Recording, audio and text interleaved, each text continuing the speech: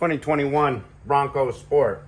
Probably going to be about the same for the Bronco regular. There's like a million models of these. Who knows why? It's a Ford thing. No, it's an automotive industry thing. Take your lug nuts off. They are 19 millimeter lug nuts, and anybody can do this job. Like, it's not complicated at all. We got an 18 millimeter deep well socket to the sway bar link. We're going to spin it. After you're done spinning it, you're going to notice it doesn't unspin at all. There's a nylon locker inside this nut, and I don't want to break one of my little special bits or anything.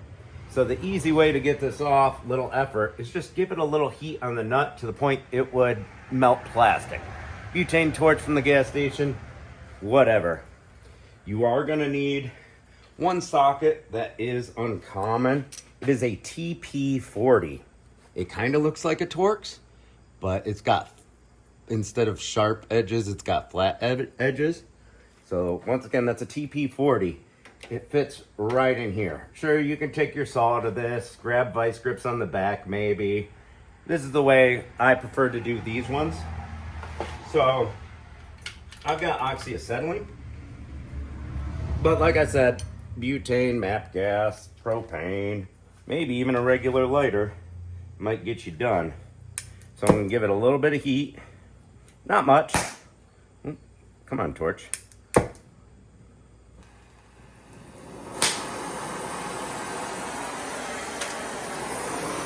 Make sure not to get your wire or anything. And you will see the plastic come out of the nut. It's already starting to come out the nut.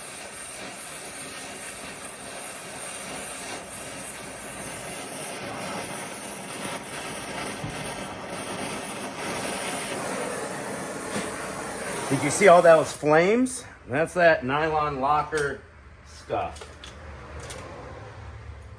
And go ahead and put an 18 millimeter wrench on this nut. I got my ratcheter in hand. You don't need a ratcheter. And then we are going to turn the inside of this to the right for this side. And it would be really tough to do this with a 3/8 ratchet if that little locker was not melted.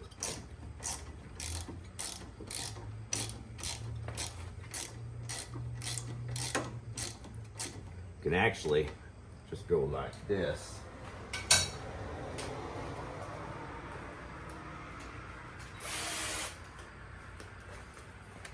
Go ahead and just do it the cheater way.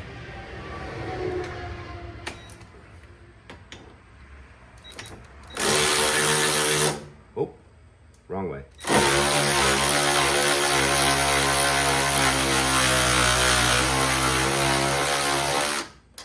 Go. Oh, maybe a few more threads. There we go. Remember, it's going to be toasty. Woo. Now the top side is off. We need to get this sway bar link out of there. It did push back. So, there we go. We just turn the wheel a little bit. You know, as much as we can would probably be helpful.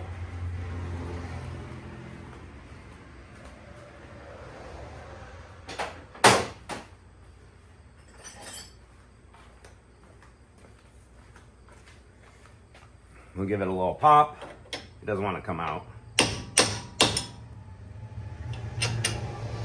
There we go. Now we're going to do the exact same thing to the other side. Be right back.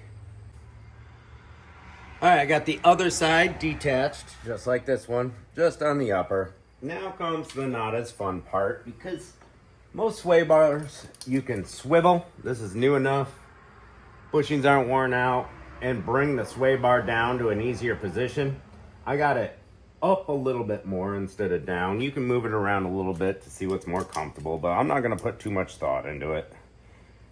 Just like the top, we're gonna start with a little heat, make our job easy.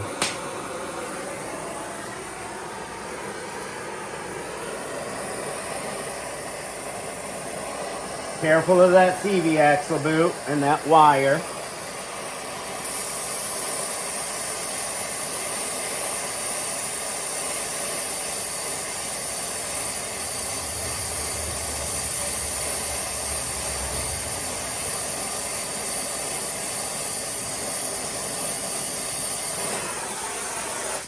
That ought to be hot enough. I think this is where that ratcheting 18 comes in handy. We want to be careful of our directions. Lefty-loosey while facing that way.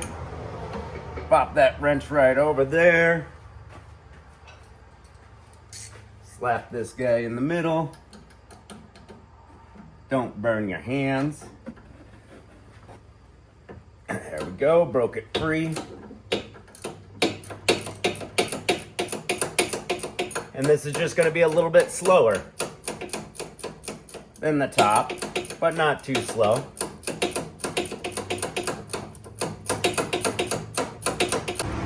Pretty much finger loose at this point, but I can't touch the nut because it's hot.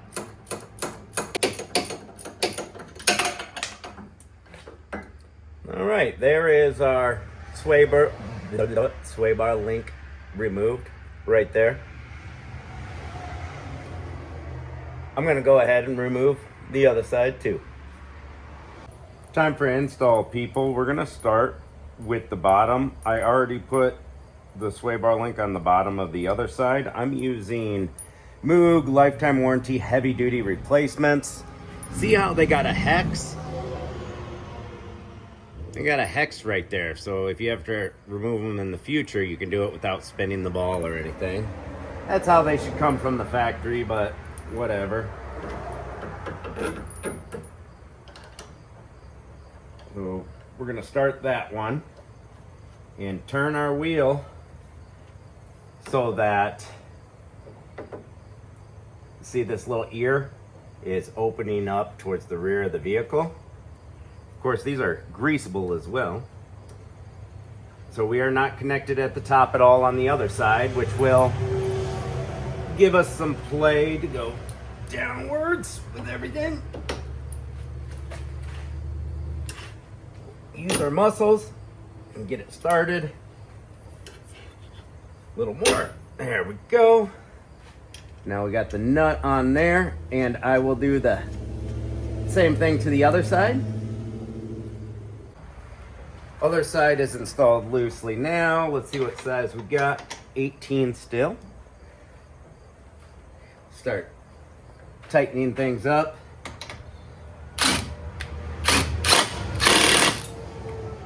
Started spinning on me. That's okay. Let's see what size we need for that.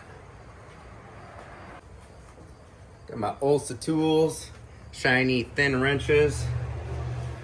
They're super nice for sway bar link installs and removals. Let's see what we got here. We got an 18 on there.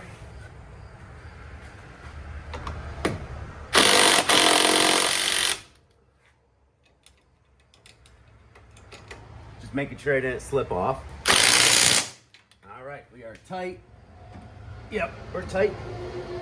And on these sway bar links, torque isn't a huge deal, but don't under torque them or reef the crap out of them.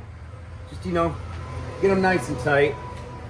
And of course, this one's gonna be more of a pain. We gotta do it by hand because we have the no room to really get an impact in. It is what it is. So I'll tighten down this lower one now. Well, you guys get the point. Ratcheting wrench comes in super handy on that bottom.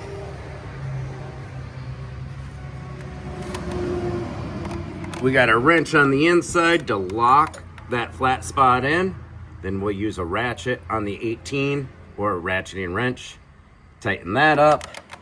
And that'll be front sway bar replacement. Ford Bronco 2021 Sport. Outer Banks edition, but all of them should pretty much be the same story. Thanks for watching.